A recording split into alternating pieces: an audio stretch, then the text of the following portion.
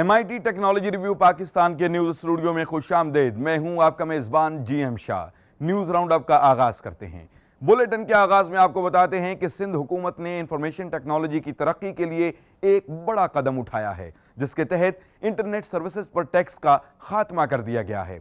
इससे पहले सिंध हुकूमत 19.5% टैक्स ब्रॉडबैंड से हासिल कर रही थी, ताहम ये टैक्सेस 4 MB से ज्यादा के कनेक्शन पर लागू होंगे। इसके अलावा सिंध हुकूमत ने टेलीकम्युनिकेशन की सर्विसेज पर भी टैक्स की शरह कम कर दी है, जो कि 19.5% से 19% कर दी गई है। इससे पहले इस शरह को 18% तक करने की तजवीज़ मुस्तरद कर दी गई थी।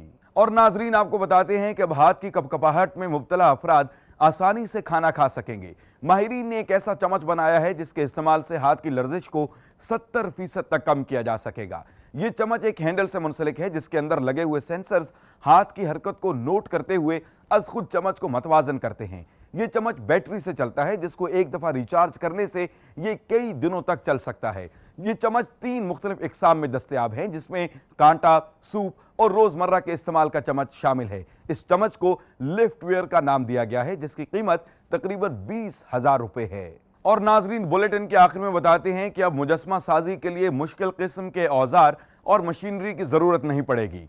इंग्लैंड के इंजीनियर ने एक ऐसे ताकतवर दस्ताने बनाए हैं जिनकी मदद से लकड़ी, पत्थर और प्लस्तर को आसानी से तराशा जा सकेगा।